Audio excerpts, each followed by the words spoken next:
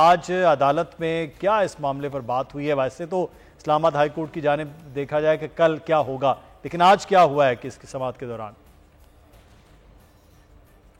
मुदस्सिर, ऐसा है कि आज जब चेयरमैन पीटीआई की तोशा खाना केस रिमांड करने के फैसले के खिलाफ अपील पर समाअत शुरू हुई तो लतीफ़ खोसा की जानिब से पूरी हिस्ट्री केस की बयान की गई और उस वक्त तक जब तक उन्होंने अपने दलाइल पेश किए तो जजेस की जानिब से खासकर चीफ जस्टिस ऑफ पाकिस्तान और जस्टिस जमाल मंदोखेल जो दो थे तीन में से, उनका यही मौक़िफ़ था कि आपके तमाम इतराज़ात रिकॉर्ड का हिस्सा बना के हाई कोर्ट को भिजवा दिए जाते हैं ताकि हाई कोर्ट मुनासिब होगा इसके ऊपर फैसला कर ले, क्योंकि मेन जो फैसला था सज़ा वाला वो आ चुका है और सज़ा के खिलाफ अपील हाई कोर्ट में पेंडिंग है और कल उसके ऊपर समाअत भी होनी है।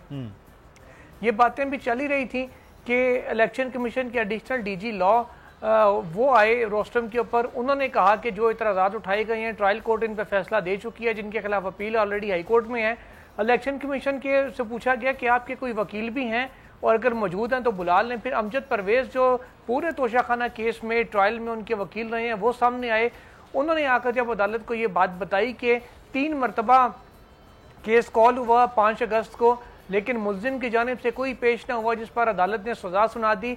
इस बात के ऊपर जो बेंच के तीनों अरकान हैं उनकी जानिब से फिर रद्द अमल दिया गया। उन्होंने कहा कि एक ही दिन में केस 3 दफ़ा कॉल क्यों किया गया, इतनी क्या इमरजेंसी थी। जस्टिस जमाल मंदोखेल का ये कहना था कि एक ही दिन में फैसला सुनाना था अदालत ने, क्या बाकी केसेस में भी इसी तरीके से ट्रायल किया जाता है। अमजद परवेज़ की जानिब से ये बताया गया कि मुल्जिम को सफाई का हक देना तो कानून का हिस्सा है और कानून के मुताबिक सफाई का हक दिया जाता है। चेयरमैन पीटीआई ने गवाहान की लिस्ट दी थी जिसको ट्रायल कोर्ट ने यह कहकर मुस्तरद कर दिया कि सब लोग गैर मुतलका हैं।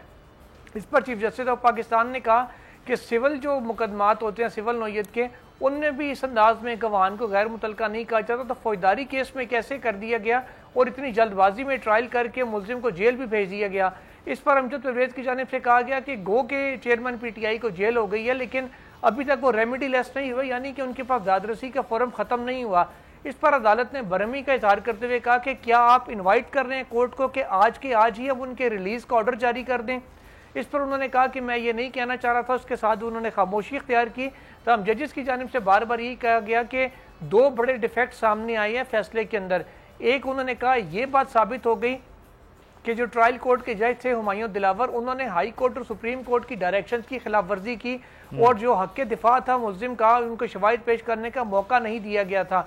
दूसरा, उन्होंने कहा यह भी चीज़ साबित होती है इससे कि जो फैसला है वो डिफेक्ट्स के ऊपर मबनी है, उसमें बादिल नज़र में काफ़ी खामियां हैं। इसलिए हम हाई कोर्ट में कल, क्योंकि बताया गया कि कल समाअत होनी है, तो कहा कि कल हाई कोर्ट का मौका देते हैं कि वो इस मामले के ऊपर मुनासिब होगा फैसला कर ले, अदरवाइज कल 2 बजे सुप्रीम कोर्ट ऑफ पाकिस्तान दोबारा से इस केस की समाअत करेगी। ठीक है, लेकिन कल जो है वो एहतशाम इस पर प्रोसीडिंग क्यों नहीं हो पाई और अब कल क्या होने जा रहा है?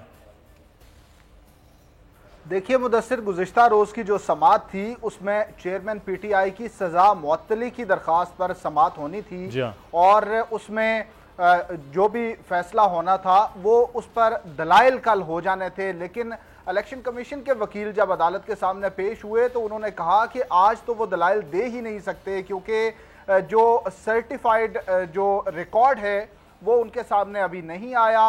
वो रिकॉर्ड देखेंगे, रिकॉर्ड से तैयारी करेंगे और केस की तैयारी करने के बाद वो अदालत में पेश होंगे, तो उन्हें इसलिए मुनासिब वक्त दिया जाए। मुनासिब वक्त को उन्होंने बाद में मजीद वाज़ेह किया कि उन्हें 2 हफ्ते का वक्त चाहिए।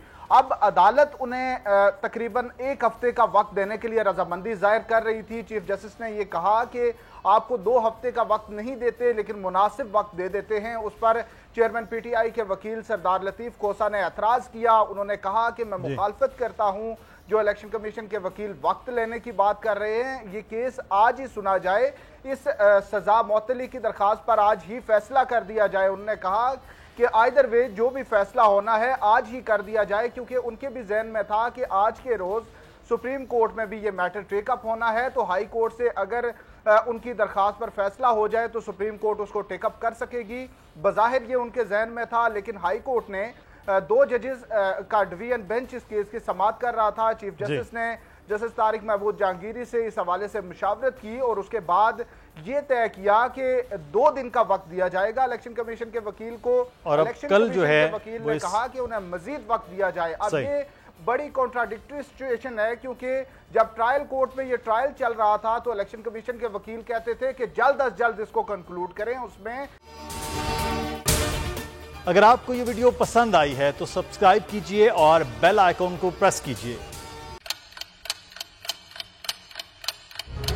आप लोग इस मुल्क पाकिस्तान में आजाद हैं।